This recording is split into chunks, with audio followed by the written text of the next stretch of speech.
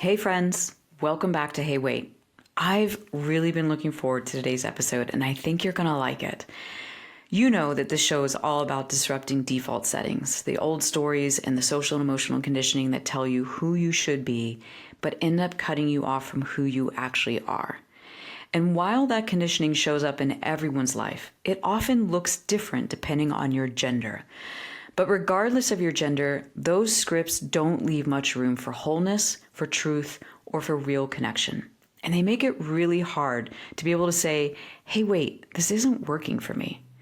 And that's exactly why I wanted to bring today's guest on the show, because he understands the rules that men in particular are handed about who they're allowed to be and how those rules erode realness, connection, and faith in yourself. Jon Macaskill is a retired Navy SEAL commander turned mindfulness teacher, keynote speaker, and leadership coach. And yes, you did hear that right. Jon spent 24 years in the Navy serving in intense, high-stakes leadership roles, and now he teaches people how to slow down, connect inwardly, and lead with presence and resilience. I first met Jon when I was a guest on Men Talking Mindfulness, which is the podcast that he co-hosts with his friend Will Schneider. And as of this recording, it's rated the number 3 podcast on mindfulness in the world. And for good reason, because it's cis, hetero dudes having honest, heart-centered conversations about emotions, personal growth, mental health, and mindfulness. And it's honest and tender and deep while also being lighthearted and often hilarious. In today's conversation, Jon and I talk about everything from having the feels as a Navy SEAL to the way the nice guy persona gets in the way of what you really want for yourself, to Stuart Smalley's affirmations, and to what a unicorn tastes like. Seriously, we really do get to all of those things. Because Jon is a person who, like you, has lots of different chapters in his life and lots of different parts of himself. And he's refreshingly undefended in showing them, which is why I'm so delighted to share him with you, because this is what Hey Wait is really about. Stepping out of the automatic patterns and the entrenched stories that keep you feeling disparate and disconnected, and stepping into the kind of self-knowing that allows you to be your full integrated self. So if you're craving more meaning and integration from the chapters of your own life, or you're curious about what a unicorn tastes like, this episode is for you. Jon Macaskill, good to see you. Hey, Jay. I'm super excited to be here with you. How are you? Oh, I'm good. I'm so happy you're here too. And I feel like I think I've told you this before. I want to start by disclosing this again if I haven't. You remind me of my older brother. Oh, wow. And so every time I'm around you, I like the little sister tomboy in me comes out, and I want to like roughhouse and shoot the shit and be one of the guys. I love it. I know. I got to meet this guy. It's more that you look like him, I think. There's just this, like, we could be siblings, I think. But so that's part of why I feel at home around you. But the other reason why I feel at home around you is that you're that, but you're also a guy who I've talked to about emotions and, you know, really vulnerable stuff where you just so willingly open up, and this is your work. And so this is like, you're my people. Oh, I love that. Well, thank you, Jay. I'll take that as a huge compliment coming from you, and you are somebody who I have the utmost respect and gratitude for. So that's huge. Wow. Thank you. Well, I received that as well as like, that's a huge compliment coming from you. And I know I said it in an introduction, but I want to say it again. Congratulations to you and Will on Men Talking Mindfulness and this amazing rating. Oh my gosh. We got notified that we're number 3 in the world as far as mindfulness podcasts. You know, on this one list. I'm sure there's other lists out there where we don't fall number 3, but we're very excited. Use this list. This is the one list that matters, right? So yeah, thank you. We're very excited, and Will and I, the Men Talking Mindfulness podcast is a huge passion project. As a matter of fact, we just finished recording just before me jumping on here with you. Cool. And Will and I were just talking about how much we love meeting with people like you. You've been a 2-time guest. I have, and, yeah. Yeah, we love those episodes, and those episodes led to me working with you individually, and now I've led to this. So yeah, Right, what the better? tables have turned. Yes. So we'll see. I've figured if I stumble, you can help me because you're such a veteran in this space. Yeah, and we'll talk more about the podcast maybe as we go into it. But for those people who don't know you, your story is very much a story of service and helping people through this trajectory of your career. But it's also, it seems to me, pretty obvious a story of making meaning out of personal pain. That like your path has a very personal component to it. So as you introduce yourself and tell us kind of where you've come from, could you weave in that piece that's like, what's the personal meaning behind this? Ooh, wow. I mean, let's just start kind of light. Right? It was an easy question. So I just gotta put it out there for your audience. I've worked with Jay as a client, and her sessions are very deep, very meaningful. And at the end, she would always say, "Next week we're gonna do some work," or something to that effect. And I'm like, God, Jay, like we didn't just do some work. I feel like I just dug myself out of a huge hole. Actually, I feel fantastic after our sessions, but oh my that gosh, reminds me they though. are work. That reminds me then that I had a hey wait moment with you after that as a repair where I was like, oh shit, that is completely a diminishing thing to say to all the work that you just did. And I did. I think I texted you afterwards you did. and apologized. You sure did. I was like, oh God. There was no need to. Fields. No, it was fantastic. I loved all those sessions. My background, I grew up in a fairly large family. I've got 3 older sisters and a younger brother. Born in South Africa, and we moved to the States in the early 80s. Moved from South Africa, which at the time was practicing apartheid. We moved to the Deep South here in America, which, though they weren't officially practicing anything, there was definitely still racism there. But in South Africa, I'd gone to school with, I'd only gone through 6 or 8 months or so of schooling there, official schooling in South Africa, but it was all white kids, right? There's that segregation there. And then I come to the States and there's all mix of kids in the class, and I loved it. It was a big change, but it was great. And then going through the schooling system in Louisiana, I don't know, I just felt like there was something inside of me that called me to be a leader.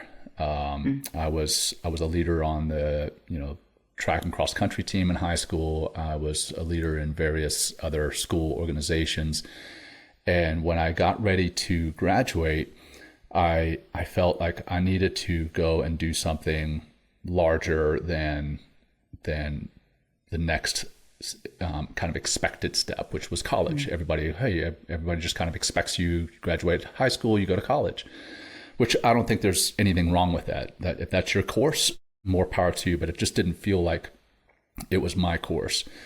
So enlisted in the Navy, and I remember I enlisted in that boot camp, we don't call them drill instructors in Navy, but just so everybody knows what they are, they're essentially drill instructors. And one of them comes up to me, he's like, "Hey, why did you enlist? Did you enlist for the college fund? Did you enlist to get out of jail and all this?" I was like, "No, I enlisted because I wanted to serve my country." And I don't know, Jay, can we cuss on this show? Yeah. Okay. he was like, "Don't give me that bullshit, Macaskill. I know you signed up for college." And I was like, "No, man, I did. I signed up to serve." And I just had this deep calling of leading, and I felt like a patriot because coming from South Africa to America, I felt like my parents had given me the proverbial American dream, right? Got my education here, and I had a future that I knew was going to be bright because of the foundation that was laid. So I wanted to give back, and then in the Navy, I had a series of ups and downs, and I really started to, for lack of a better term, just kind of start to feel the feels, I guess, right? You know, I got depressed. I got anxious about things. I felt stressed. And when I say I got depressed, that's truly, I felt that I was defining, or rather that depression defined me and that anxiety defined me.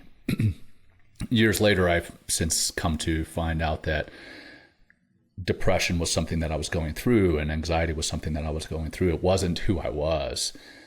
And then you know, while I was still active duty, I started realizing that, yes, my calling was to serve my country, but I also had I don't want to say necessarily a bigger calling, but a kind of parallel calling of serving my country, but also serving my fellow man, generally man, using that term gender neutrally. And I wanted to help others learn how to manage their emotions, and not only manage them, but truly feel them. Because I said feel the feels earlier, and I said that kind of jokingly,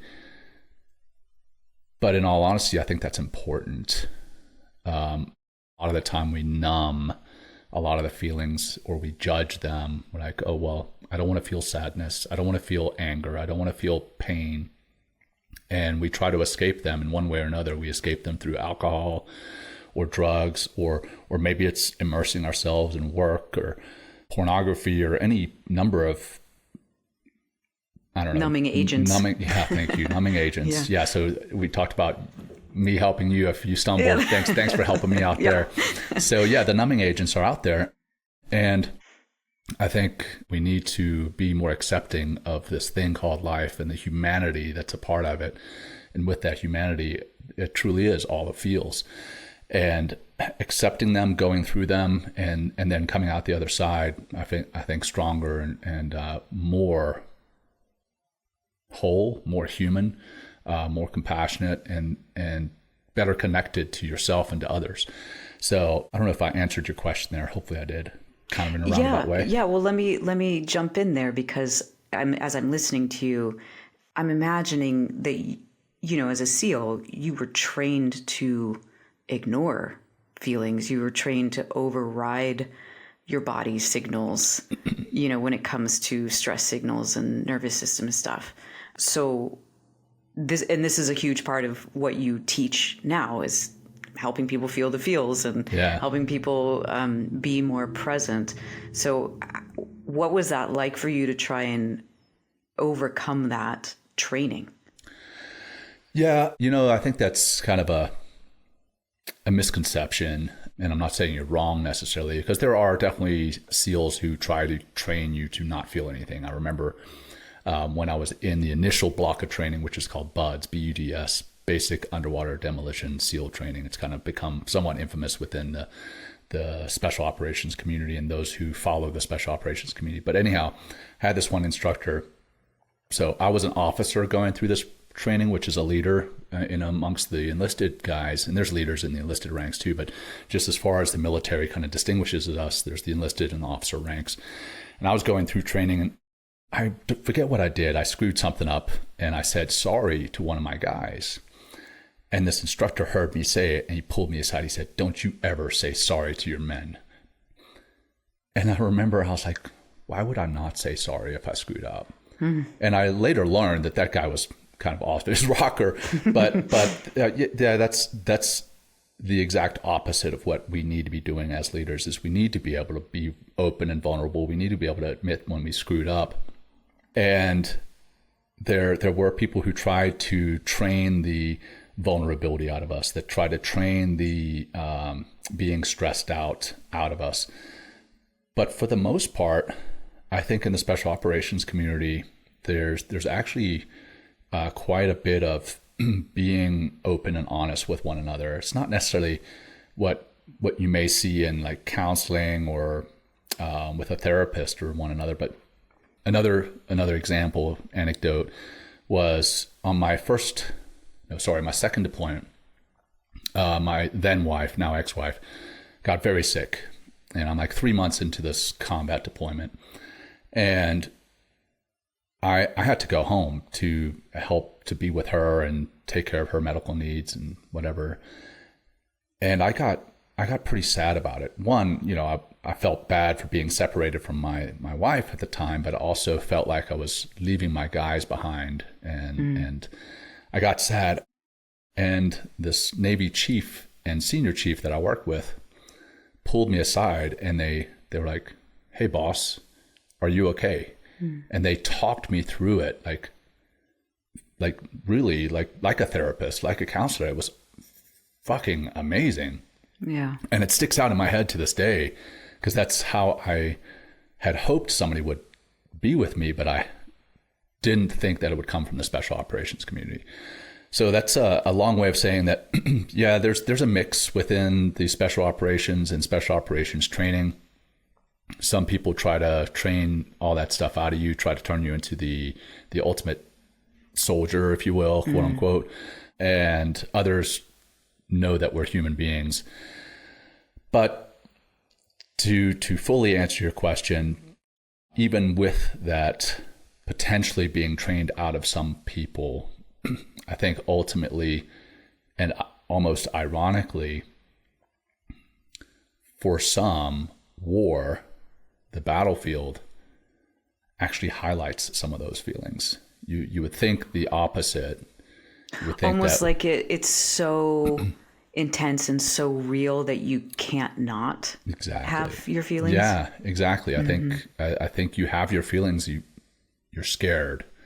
You're kind of excited, and I know that sounds weird to say you're excited about combat, but you've trained for it. Like my sister, she's an emergency room nurse, and she would get excited when people would come into the emergency room, and people were like, "Why are you getting excited? So that means somebody's hurt." Well, yes, somebody's hurt, but that means you get to put your training to work. All this training, these years of training. Well, same thing with combat. It's not so much that we're looking forward to going out and being shot at or anything crazy, but there is hey, we've trained for all this. Let's go put this training to use. You don't want to waste it.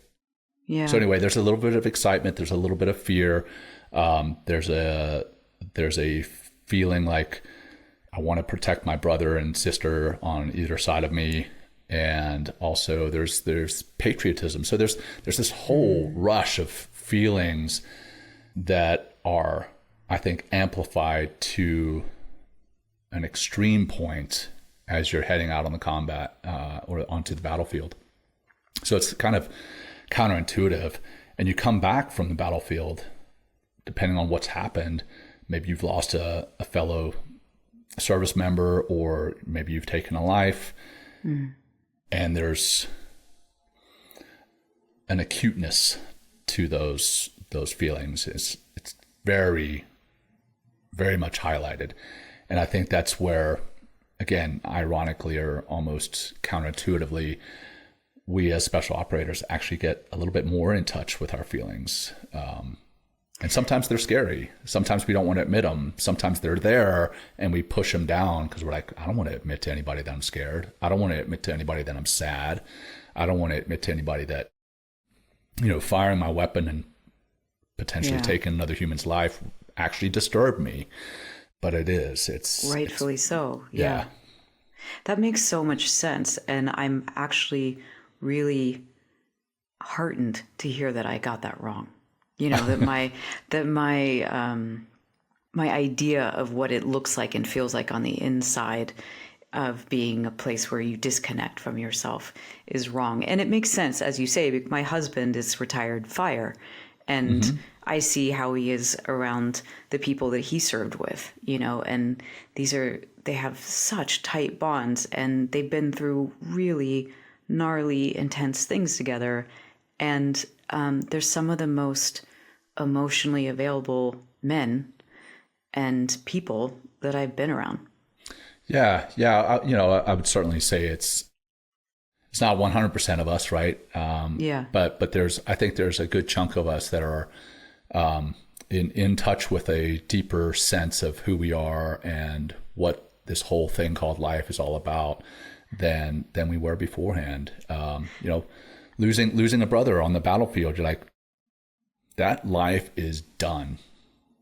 Yeah. There is no more opportunity to grow, to love, to be sad, to be angry. That life is done, or at least here in this earthly realm, however you want to believe. And that in a way to me makes me say, you know what, I want to embrace everything of this human experience. Again, the good and the bad, the ugly, all of it. I want all of it. Yes. That said, I think I remember you saying that I don't remember who it was that introduced you to mindfulness. But I remember you saying you basically like laughed at him. We're like, yeah, right. Yeah. Yes. Touche, I have to say, Jay. No, again, I don't mean to counterpoint you there, but I'm like, yes, and this is true, right? Like I teach people how to feel their feelings all the time, and you would not believe the shit I do to try and avoid my feelings. Still, do you know what I mean? Like this is 100%. Yes, we're the worst at actually practicing what we preach, right? So coming back to my story, I struggle with anxiety and survivor's guilt and depression and you name it. I was struggling with it, and I went in and sought counseling.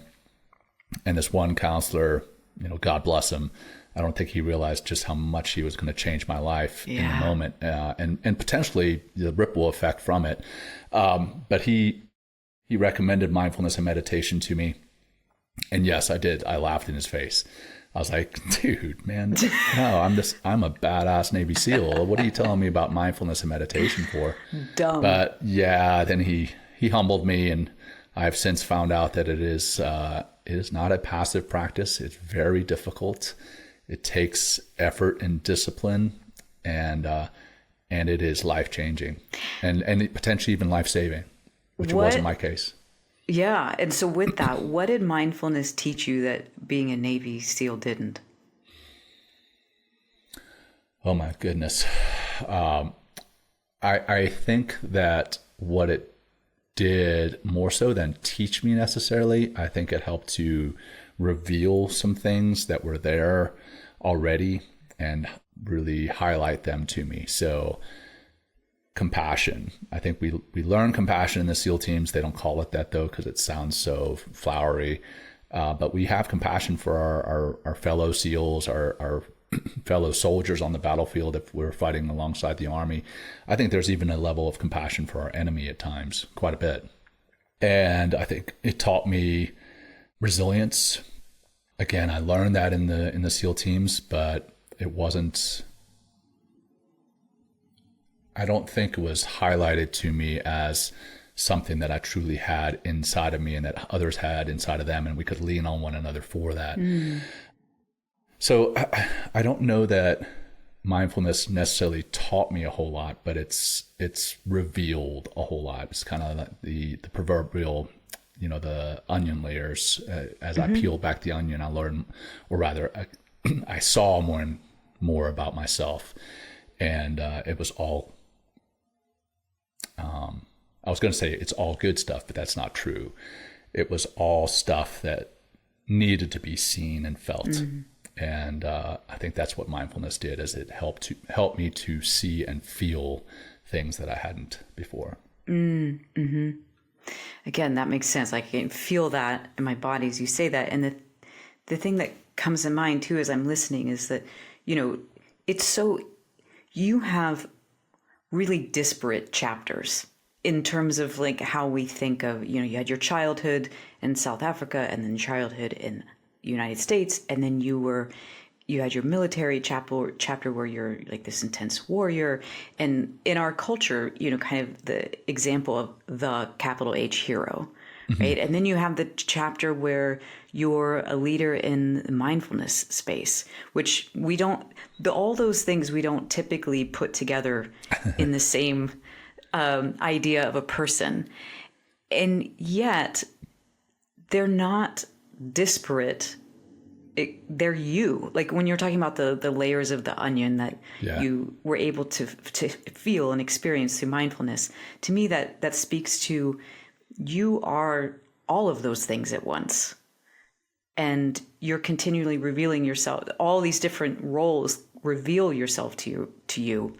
But there's a sense that the little boy and the warrior and the mindfulness guy, like they're all right here with me today. Yeah. Yes, I would say I agree. And my wife would probably agree in that she's seen me turn into the warrior in an instant. If she was potentially threatened, or if somebody potentially threatened one of my kids, I'm going to turn into Papa Bear, right? And if I need to, I will. What does Jordan Peterson say? The ability to be dangerous is something good to have. Like if you don't have the ability to be dangerous and then you're not dangerous, that's just being passive. If you have the ability to be dangerous and you're not, that's better. And I think, not to sound cocky or braggadocious, but I think I have the ability to be dangerous if I need to be. I trust you on that. I'm not going to push.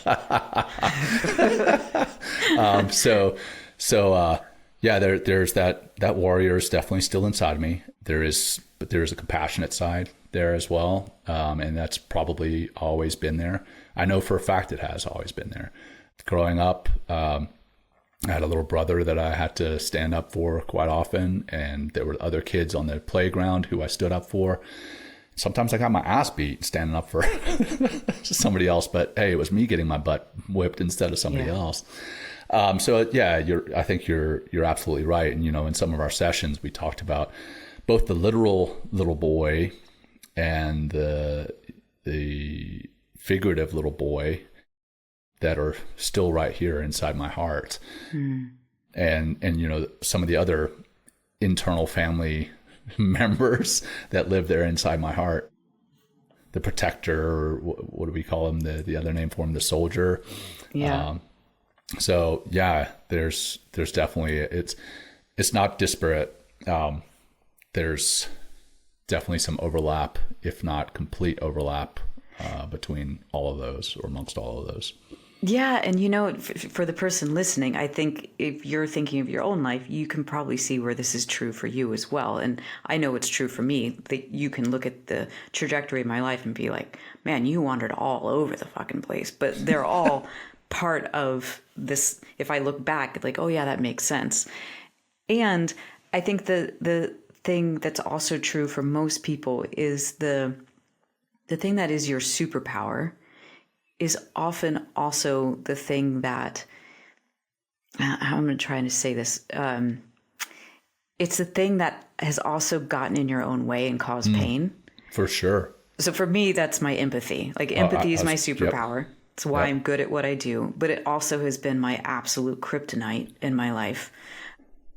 And I think for you, you mentioned compassion, and you mentioned some of the other, your little boy and the soldier, but the other part that you and I would talk about is the nice guy. Yeah.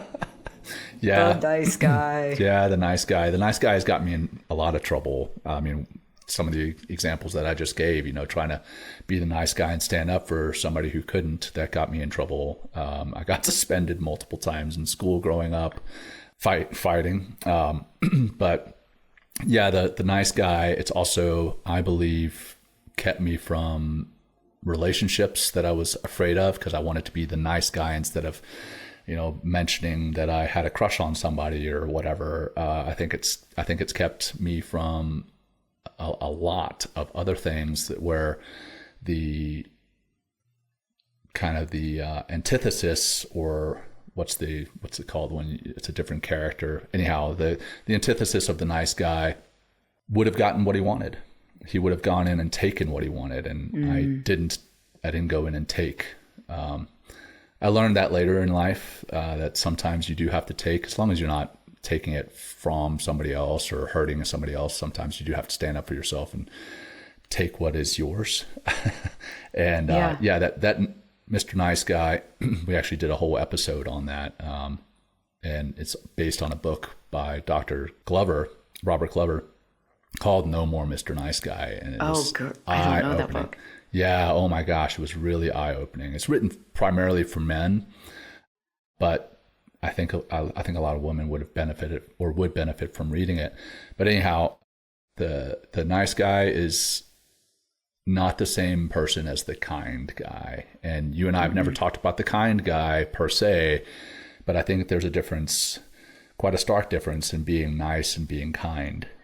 And, absolutely. Yeah. Well, and I think of the, go ahead. Yeah. Well, I think the nice guy, honestly, is kind of a weakling. I think he doesn't stand up for what he believes in. He doesn't stand up for, and when I say he and guy, I mean women can have nice gals. I think it's like the good girl. The good girl. The good girl right. persona and the nice guy. The same. Yeah, exactly. So he or she, they don't stand up for what's right. They kind of cower. They are cowards, honestly, in a way.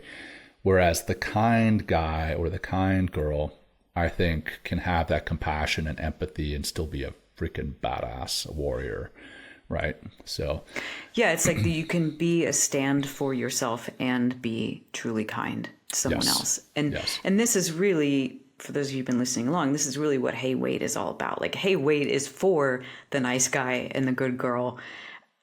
The parts of us who try to keep connection and keep the peace and keep people liking us through this persona that it doesn't necessarily, it's not that it's always cowardly, or it's not necessarily that it's always false, but it doesn't feel good. Yeah. There's some kind of diminishment to the self when you're playing that role. Yes. And I think it's tied to, and I think we even discussed this, it's tied to people pleasing, right? A feeling of being inadequate in the world unless we're pleasing others, unless we're being seen by others, and that feeling of validation that we're always seeking. And if we're nice, then we're going to be seen as, well, we're going to be seen as nice. And I think people want to be seen as nice when they think about the term nice, but if they really dig into the term nice versus kind, which one would they rather be? They want to be kind. They don't want to be nice. Right, but they don't have the skill set, because it's a skill set. Anybody can be nice if you want to turn that switch on. Right. But to be kind in that way that you're speaking of, which it feels like it's kind to you, it's kind to the other person, that's a skill set that most of us don't have, and that I know that you're actively working with, because, you know, you've shared with me the way the nice guy gets in the way of your work and your, you know, your day-to-day life in the same way that the good girl in me does still. And so I'm curious if you could share, like, perhaps a specific example of what it looks like when you catch this nice guy part of you showing up, kind of looking for validation or worth. Yeah. And how you get out of that. Yes. We've discussed it, actually. I reached out to you. We weren't in a session, but I think I was texting you, and I was like, hey, I've got this guy that I'm coaching that he is not meeting the mark. And I was like, there's a big part of me that wants to go in there and kind of roll over and be like, hey man, you've got to figure this out. You got to do this, bro. And you're and like, no, yeah, exactly. Exactly. Winks, and a little pistol shooting. You got this, man. And then I was like, no, I need to go in there and be completely honest with him. That's what he's paying me for. I need to go and be like, hey, brother, you're missing the mark. And I said, I remember saying to you, I was like, I want to go in there and tell him, hey, I want to be nice, and you said, tell him exactly that. And that's what I did. I went in there. I was like, hey boss, I want to be nice. I don't want to hurt your feelings, but this one's going to be tough to take. I've got to sit down with you and tell you the truth, because this is what you pay me for, and you're going to be better for it. And the nice guy could have very easily gotten in the way of me and the lesson that I was trying to impart on this guy. And luckily you had helped me there. And he did not. But I'm sure there are many other times similar to that when the nice guy did get in the way that just aren't popping in my mind right now, but he very well could have gotten in the way in that specific instance. Oh God. Yeah. I mean, I can feel it in my body as you're talking about it. I feel like I want to fold over, cross my legs, get really small and be like, it's cool, right? You're still going to like me if I say this. And I imagine the person listening has some awareness of this in themselves as well. And that, again, go along to get along. I'm just going to try and make this easy on you. But if you're interested in being real, you don't get there that way. Right. But I'm also aware that the flip side of that, and again, this is me being self-disclosing as well as saying that I think this is true for most people, is if you're used to being in that people pleaser role, the other end of the spectrum is like, dude, what the hell's wrong with you? Like, can't you just show up? And it would never be what you actually say, but it's the thing that you get out of session with a client like that. And you're like, what the, you're wasting my time. Again, you would never say it, but it's that, this pendulum of, if I'm going to play nice guy, the only other, the opposite, equal and opposite reaction to that is like, what the fuck's wrong with you, dude? Yeah. Oh, for sure. And neither of those feel good. and neither of them, I think, are the authentic us either. And I want to come back to some instances, not specific instances, but just generally for myself, and I'm sure for many of your listeners, both men and women, where the nice guy and the good girl have gotten in the way of relationships, within relationships. We want to be that people pleaser. We want to be the nice husband or nice wife or nice spouse, nice significant other, whatever. And we want our spouse or significant other to see us that way. But quite often we're doing it again for validation. Like, we will say, I love you, not because we're truly trying to say that we love somebody, but so that we hear it in return, so that we hear, I love you too. And then when you don't hear that, then you're like, what the, I just said I love you. Or you'll do deeds of service, not because you want to do the deeds of service, but because you want to be seen as the nice guy, or because you want to get something in return. And that's where the nice guy, whether it's in a relationship or in life or business, can really become transactional. And that's when it becomes detrimental to you as a person and to relationships. Because it's a performance. It is. Oh, 100%. That's a great way of putting it. And the performance is, look how good I am. Yes. Yep. Right. And then you're waiting for the applause. You're waiting for the accolades. You're waiting for the love.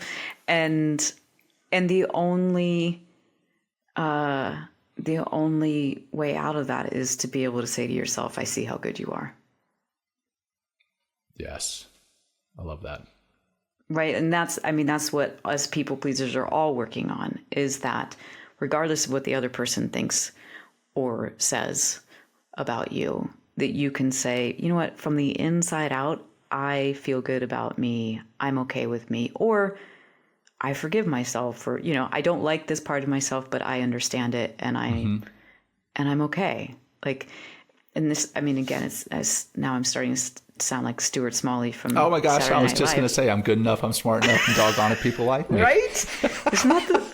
God, speaking of my older brother, I remember watching that when I was a kid with him. Yeah. The Saturday Night Live, because that was about the time when I was a kid that was on. Yeah. And we made so much fun of that. I love this. So much fun of it. And now I'm like, I am Stuart Smalley. I grew up to be... Oh my gosh, Jay, I'm going to send you my keynote speech slide deck.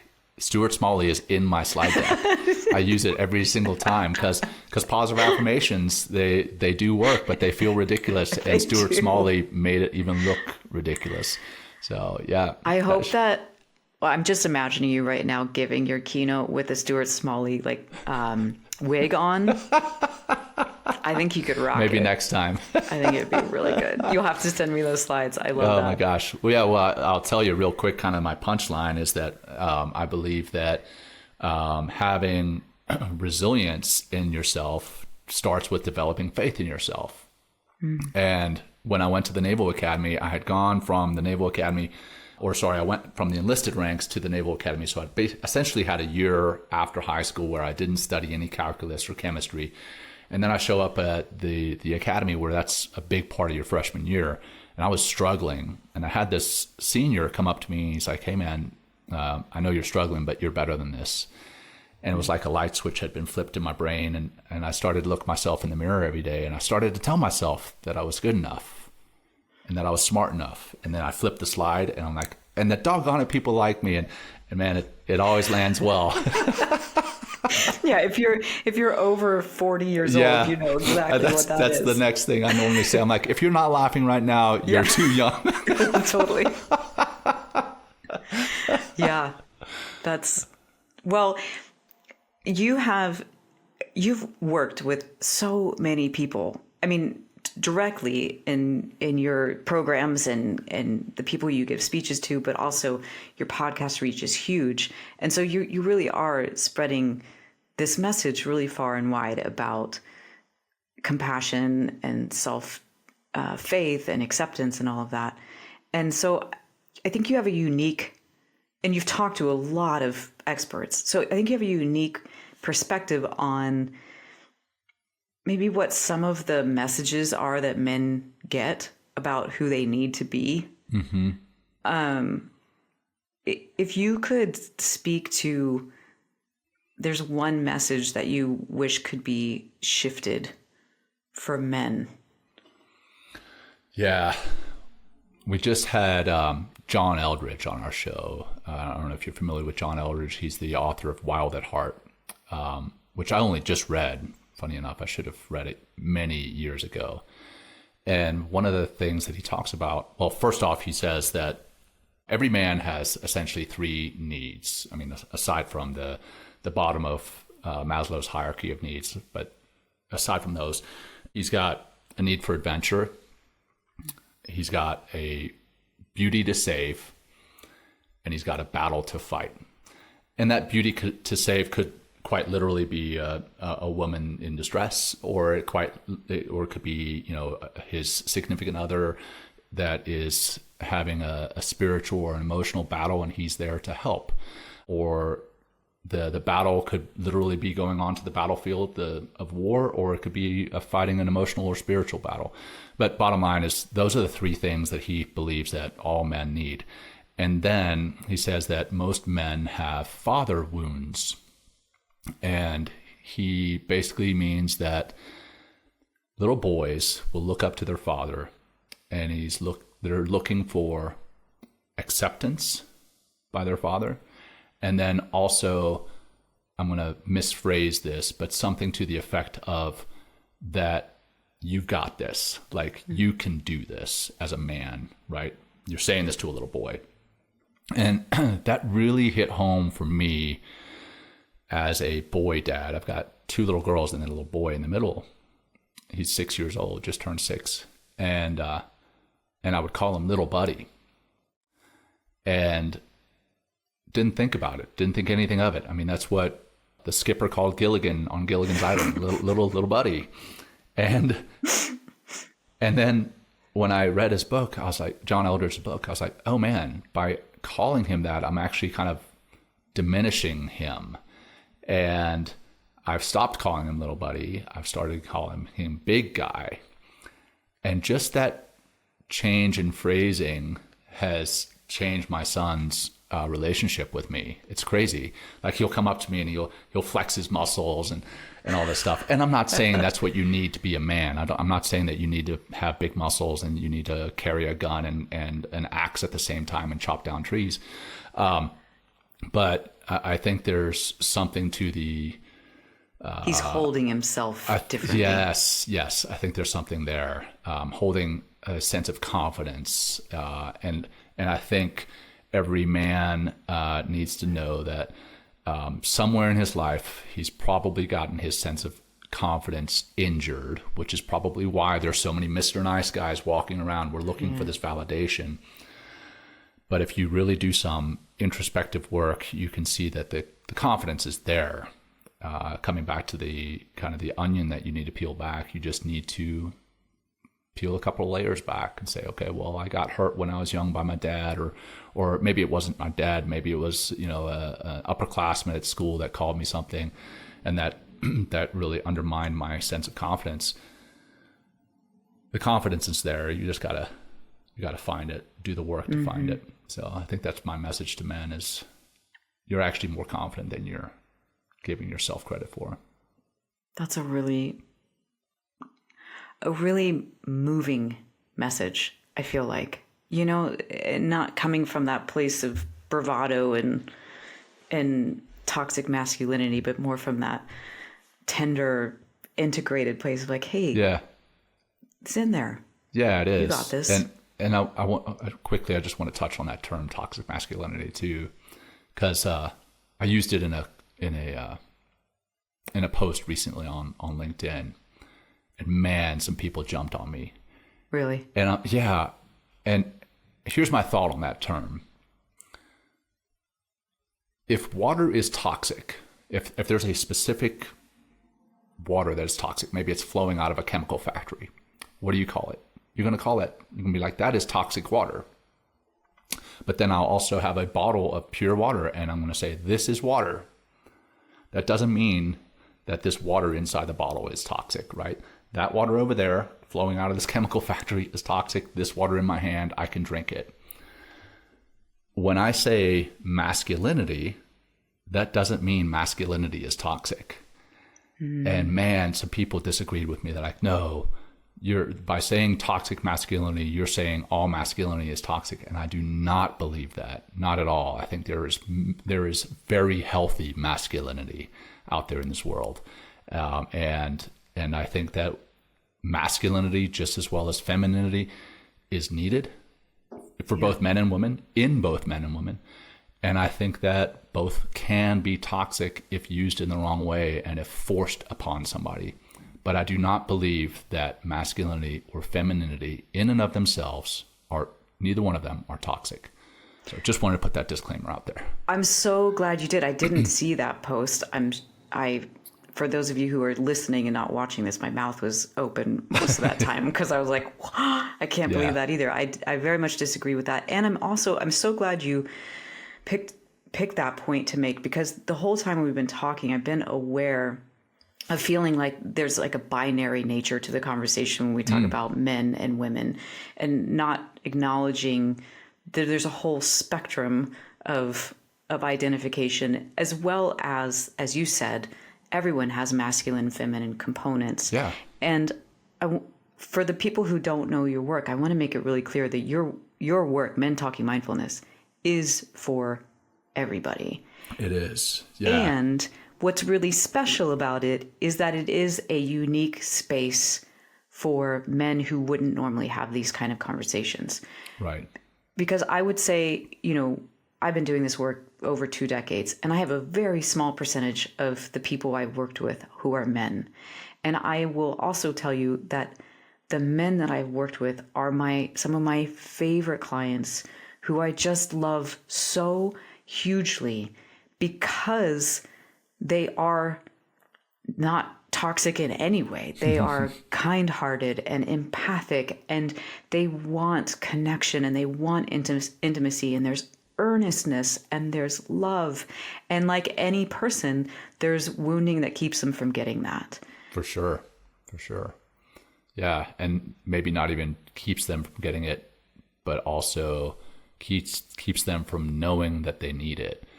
Yeah. Yeah. Well said. Yeah, that's a good distinction. Yeah. Well, so then how can all the people out there find more of you and your work?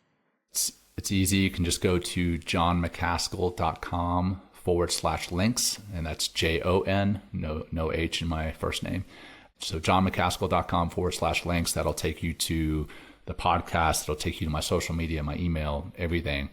Or you could just text the word mindful, MINDFUL, just one L. I've had people text me and they're like, I'm not getting through. You're not responding. Yeah, if you text that to 33777, then that'll also take you to the same link. So dang, that's so legit. That's cool. Yeah, it's easy. That's really cool. And the podcast is Men Talking Mindfulness. And you haven't mentioned this, but you also have content on the Calm app and on Insight Timer. Yes, ma'am. So there's lots of ways for you to learn from Jon. And I do feel a little bad because you have so much good teachings on leadership and resilience and applying all the things you know in the world of business. And I didn't ask you about any of those things. So hopefully the listener will find. That was a deeper conversation that needed to be had. So I appreciate it. Well, I appreciate you being someone who can have that conversation. And I do really hope the person listening keeps looking and checks into your work and follows you. I'm going to bring it back around to the final question that I ask all the guests that I have on here. In light of this conversation around, trying to use all the practices you've had in your life to be more fully you, more integrated, more full of choice in how you show up. Is there a practice or a ritual that you do that is like your quick anchor to coming back to the you that you want to be? Yeah. Not the nice guy, not the soldier, all those things, but Jon. Yeah. Well, if you don't mind, I'm going to share two. Yeah. So the first one is in a conversation with somebody else. Like we've all been there, done this, where we're having a conversation and then our mind goes off to la la land and we start thinking about what we have to fix for dinner or whatever. And I think what you have to do to have a mindful conversation and be present with the conversation is not just look the person in the eyes. Yes, I think you need to look them in the eyes, but then see more in their eyes than just their eyes. Mm-hmm. It's like you see down into their soul. You see that they're another human being. You see that they have feelings and that they have battles that they're fighting. And there's a reason they're talking to you in this moment. And it is not so that you can think about what's for dinner or the taxes that you have to pay. It's because they want to talk to you right here and now. So really looking into somebody's eyes and seeing deeper than just their eyes. I think that's a big one for staying present in a conversation. And then one that I do, and the reason I do it is I've taught my son to do it because he gets pretty uptight. He's a lot like me. He gets uptight. He gets passive aggressive. It's very similar to me. Oh, that's got to be fun to see. Yeah. Oh my gosh. Happening this morning, this very morning before we got him on the bus. Anyway, you take your hand, and I'm sure you've seen this, Jay, and you take your other finger and you trace your hand. So for those who can't see, I've got my one hand up and I've got my other finger. I've got my index finger from the other hand. I'm just tracing along, actually touching my other hand with that index finger and paying attention to the sensations in my hand as I'm doing that. And it seems trivial, but it will bring you into the moment really, really quick, is when you start paying attention to what am I actually feeling on both hands, right? What am I feeling in this finger of the other hand? And what am I feeling in this hand that's being caused by this finger? It's a pretty nice little practice. Yeah, I call that one Take 5. Yeah, that's a good one. Because you're tracing the 5 fingers. That's right. That is so good. And it reminds me as you're sharing that the practices that are the best at bringing us back to ourselves are understandable and teachable to a 6-year-old. That's right. Yep, absolutely. I often tell my clients in sessions, like, if you're sounding anything more than you're 5 years old, you're in your head. Like, yeah, right. If we're really trying to be embodied, you don't have to be smart and intelligent and obviously in your head to do that. Yeah. This is little kids. So anything that you would say, gosh, my 5-year-old or my 6-year-old would really benefit from this, you should probably be doing it yourself too. And I know that you asked that question so that you have a nice closing bow that you can tie on the show. But one last thing. So kind of similar, it's my daughter. So I've got 2 daughters, but specifically my 8-year-old little girl. She was hanging out with this 10-year-old little girl recently. And the 10-year-old has a phone. And she was showing my 8-year-old daughter something that I've never heard of before, but apparently some others have. It's called skinwalkers. I don't know if you've ever heard of that term, but it's basically something that the ancient Navajos would believe in, and it's basically shapeshifters. Mm-hmm. Well, it's become a big thing among teenagers, and this 10-year-old was showing my daughter what skinwalkers are, and my 8-year-old got terrified. Yeah. To the point where she couldn't sleep for nights, and it was affecting me and my wife, because she would come in and she's like, hey, I can't sleep, and we're like, oh shit. So anyway, I'm like, well, sometimes I'm not the sharpest tool in the shed. I'm like, oh, I've got an idea. Why don't I actually use some of the tools that I have at my disposal So I went down to say goodnight to her. And I said, so what are you going to dream about tonight? She's like, I'm scared. I'm going to dream about the skinwalkers. I was like, okay, I want you to envision rainbows. And I want you to tell me what are the colors of the rainbow. And she knows the whole Roy G. Biv kind of thing for the colors. And then I said, okay, what do you see above the rainbow? What do you see below it? Okay, you see some unicorns. Can you go up to the unicorns? Okay, can you go touch them? What does that feel like? What do they smell like? You know, what does, I brought all the 5 senses into play. And I said, okay, well, what's causing the rainbow? And she said, well, water. I said, well, what else is made of water? And a river. Bottom line, I went through this like 10-minute story with her. And I said, okay, when you start to get scared, this is what I want you to do. I want you to bring all 5 senses into play. And what does a unicorn feel like? What do they smell like? And then I was like, now what do they taste like? And she was like, oh my gosh. She like died laughing. I was like, but really, I want you to envision that. And she hasn't had a problem since.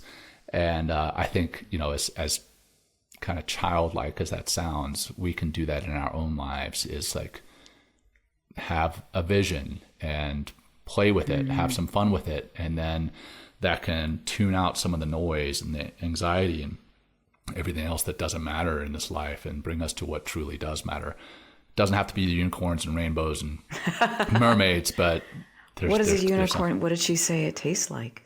Did she just laughed. She didn't tell me. I want to know. I know, right? I'm sure. Cotton candy, I'm sure. I know, that's actually what I was thinking.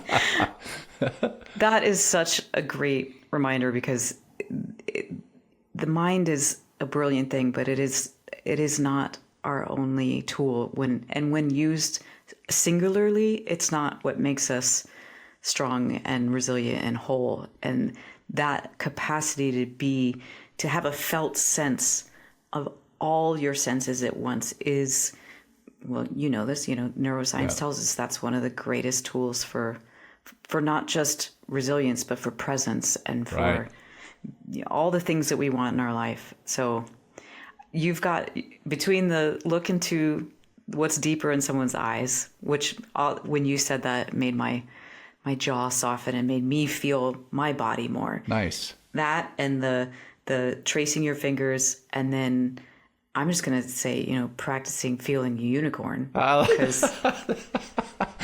that's tasting the unicorn. Tasting the unicorn. There you go. That's what we'll call this podcast, Tasting the Unicorn. People will be like, what are they talking about? It would be intriguing, if nothing else. It will be intriguing. Yeah. We'll A/B test that one. Yeah. Yeah. Well, I know that the listener has walked away with something that they can either meditate on or actually practice. And thank you for that. My pleasure, Jay. Thank you for giving me a platform to share this with others and helping me to make a further impact with our fellow men and women out there.